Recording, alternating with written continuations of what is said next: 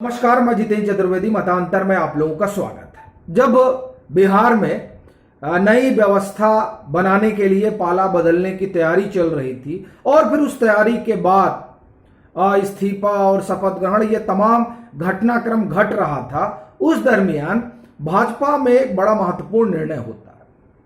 हालांकि उसकी चर्चा चल तो बहुत दिनों से रही थी, लेकिन औपचारिक घोषणा इसी दरमियान होती है और वो जो निर्णय है वो 2024 के लिहाज से बड़ा महत्वपूर्ण है।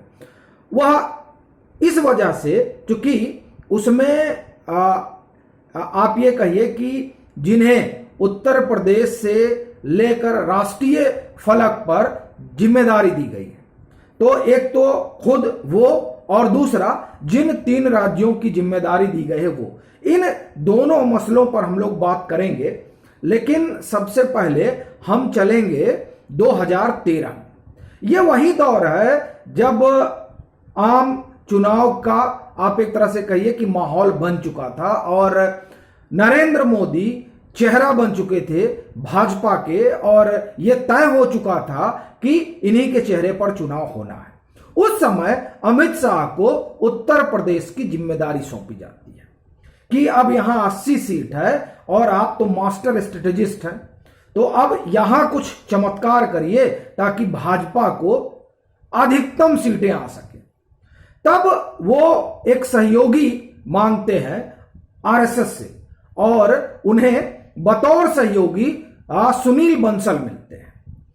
और सुनील बंसल, आप ये समझिए कि जिस तरह से जो उनकी अमित शाह की अपनी रणनीति रही उसे उन्होंने जिस तरह से एग्जीक्यूट किया वो अपने आप में अद्भुत है। उसका परिणाम 2014 में भी दिखा, फिर 2017 में किसी ने कल्पना भी नहीं की होगी कि 325 सीट उत्तर प्रदेश में भाजपा जीत सकती है। लेकिन इसमें अमित शाह का अपनी स्ट्रेटेजी और फिर उस स्ट्रेटेजी को मूर्त रूप देने में सुनील बंसल का कौशल और वो तमाम सोशल इंजीनियरिंग जिसने वो काम कर दिया उत्तर प्रदेश में, जिसके बारे में कम से कम 2014 फिर 17 और 19 में तो आप देखिए महागठबंधन ही बन गया था, किसी ने कल्पना भी नहीं की थी।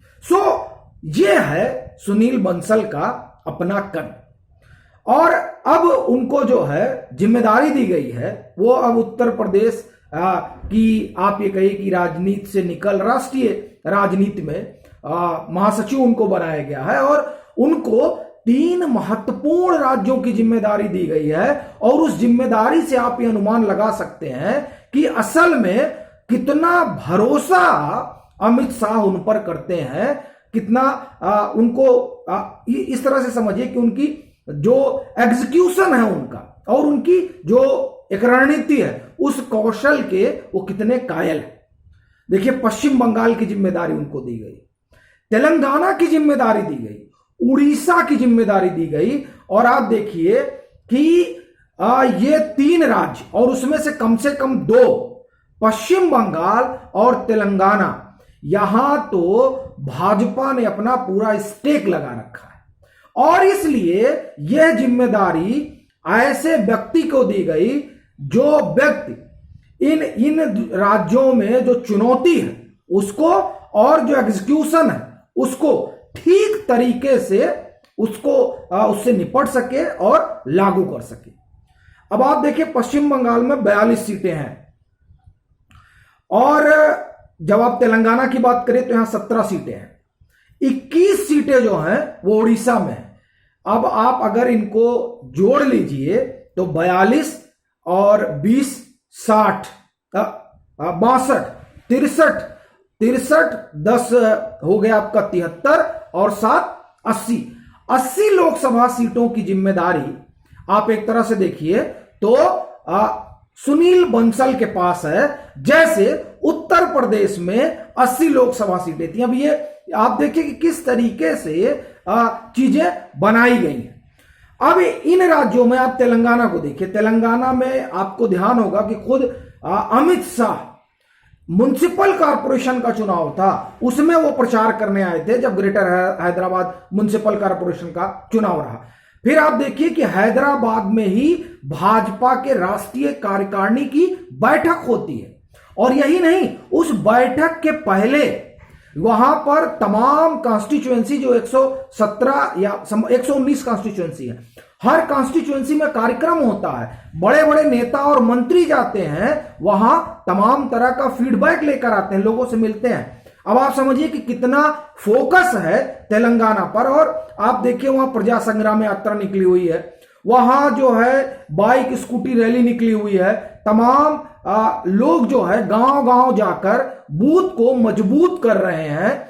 और आप देखिए कि वहां पर तकरीबन 52% ओबीसी की आबादी है। और सोशल इंजीनियरिंग का जो फार्मूला है उसको लागू करने में सुनील बंसल का कोई तोड़ नहीं है।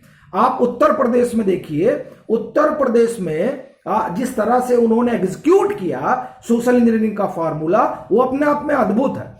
एक किताब है वरिष्ठ पत्रकार संतोष कुमार की, भारत कैसे हुआ मोदीमय, उसमें वो बड़े करीने से इस बात को उजागर करते हैं कि किस तरह से उत्तर प्रदेश में उन्होंने जो रणनीति रही अमित शाह की उसको जमीन पर उतारा, और बिना कोई छेड़छाड़ किए, जिसमें हो ये कि आपका जो अपना सवर्ण आधार है वो भी बना रहे और उसमें अति दलित अति पिछड़ा भी जुड़ जाए।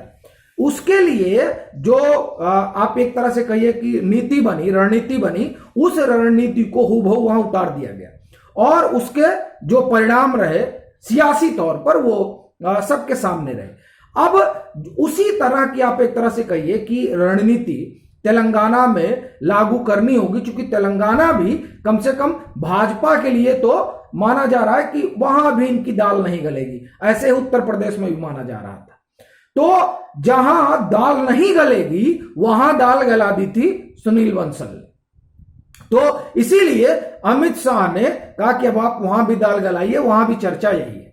और दूसरा आप देखिए पश्चिम बंगाल तो बहुत महत्वपूर्ण है भाजपा के लिहाज से, 42 सीटें वहां पर आती हैं। और जो बिहार में घटनाक्रम हुआ है, मैं ये नहीं कहता कि बिहार में महागठबंधन को उलटफेर कर पाएगा, लेकिन फिर भी भाजपा वो पार्टी है, और कम से कम अगर हम मोदी शाह की भाजपा की बात करें तो वो हमेशा कॉन्टिजेंसी प्लान लेकर चलती है। वो इसमें नहीं बैठी है कि चलिए ठीक है ये महागठबंधन हमारा क्या कर पाएगा, वो इस हिसाब से चल रहे हैं कि अगर महागठबंधन नुकसान पहुंचाता है तो यहां हम कैसे कंपनसेट करेंगे, या अगर उत्तर प्रदेश में कुछ होता है तो कैसे कंपनसेट करेंगे, मध्य प्रदेश में कुछ होता है तो कैसे कंपनसेट करेंगे। तो भाजपा इस लिहाज से चल रही है। तो जाहिर तौर पर पश्चिम बंगाल भी उनके फोकस में है, और पश्चिम बंगाल में परिस्थितियां भाजपा के अनुकूल बनती दिख रही हैं। उसकी बड़ी वजह टीएमसी के भीतर का अपना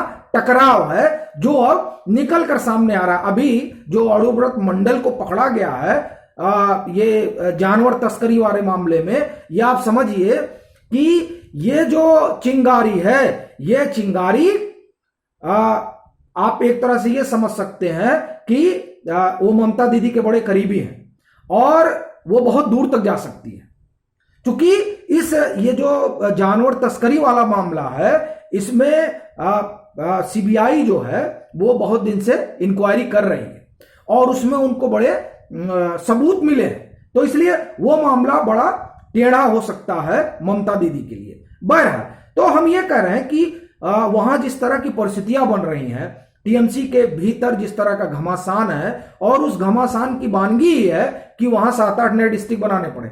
और वो डिस्ट्रिक्ट इसलिए नहीं बनाए गए कि प्रशासनिक सहूलियत होगी, बल्कि इसलिए बनाए गए हैं ताकि जब डिस्ट्रिक्ट बनेंगे तो वहां जिला पंचायत बनेगी, पंचायतें बनेंगी और ब्लॉक बनेंगे, मतलब वो तमाम तरह की पॉलिटिकल हायरार्की भी बनेगी जिसमें तमाम लोगों को जो पार्टी से जुड़े हुए हैं उनको एडजस्ट किया जाए।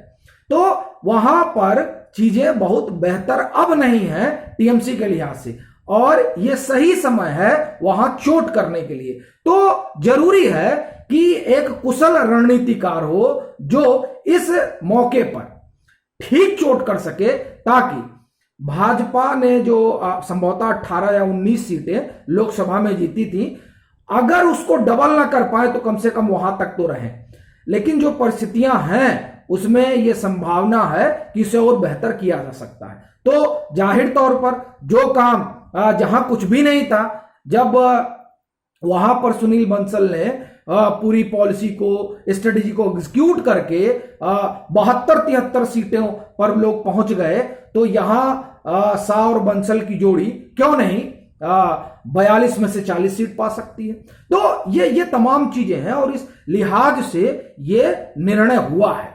अब ये तो एक आप कह सकते हैं कि समय कई चीजें साफ करता है, लेकिन जो सुनील बंसल का अपना इतिहास उत्तर प्रदेश का रहा है, अगर आप उसको देखें तो उन्होंने किस तरीके से संगठनात्मक जो ढांचा है उत्तर प्रदेश का उसे खूब मजबूत किया, जिस तरीके से जो अमित शाह देखते और बनाते और चाहते थे उस तरीके से, और ना सिर्फ उसमें और इन्हांस किया।